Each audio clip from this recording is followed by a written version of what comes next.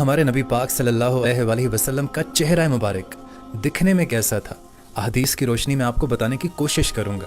अगर आपको वीडियो अच्छी लगे तो आप कमेंट्स में सुभान अल्लाह लिख दीजिएगा। हदीस में आता है कि आप सल्लल्लाहु अलैहि वसल्लम का चेहरा मुबारक सब लोगों से सबसे ज़्यादा खूबसूरत था। आप सल्लल्लाहु अलैहि वसल्लम का चेहरा मुबारक चाँद जैसा खूबसूरत और पुरनूर था।